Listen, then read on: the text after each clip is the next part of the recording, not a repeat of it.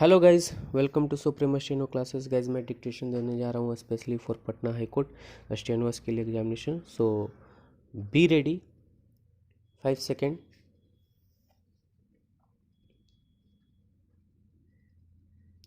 India's record in promoting occupational and industrial safety remains weak even with the years of robust economic growth.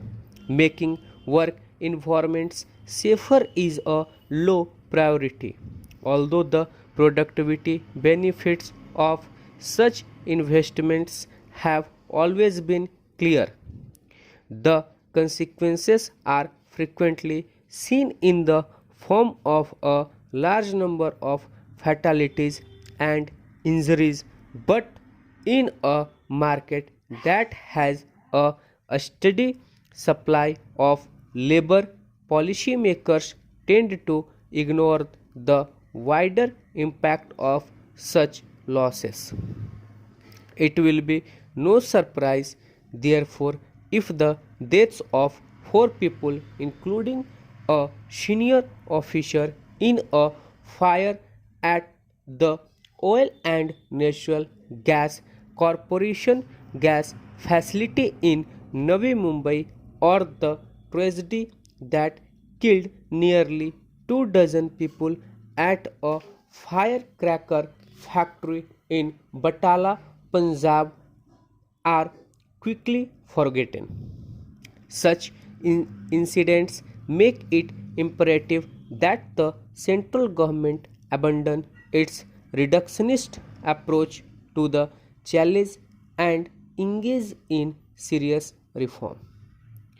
There is not much evidence, however, of progressive moves. The Occupational Safety, Health and Working Conditions Code 2019, introduced in the Lok Sabha in July, to combine 13 existing laws relating to mines, factories, dock workers, buildings and construction, transport workers, interstate migrants, labor, and so on, pays little attention to the sector specific requirements of workers. One of its major shortcomings is that formation of safety committees and appointment of safety officers, the latter in the case of establishments with 500 workers, is left to the discretion of state governments. Evidently, the narrow stipulation on safety officers confines it to a small fraction of industries. On the other hand, the Factories Act currently mandates appointment of a bipartite committee in units that employ hazardous processes or substances, with exemptions being the exception. This provision clearly requires retention in the new code. A safe work environment is a basic right, and India's recent decades of high growth should have ushered in a framework of guarantees.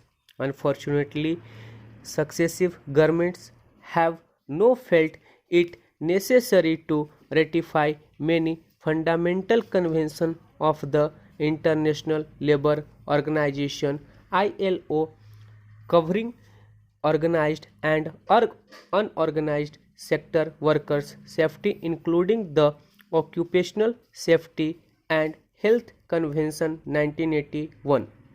Those ILO instruments cover several areas of activity that the NDA government's Occupational Safety Code now seeks to amalgamate, but without the systematic reform that is necessary to empower workers, it is essential, therefore, that the new code goes back to the drawing board for careful scrutiny by experienced parliamentarians added by fresh inputs from employees, employers, and experts.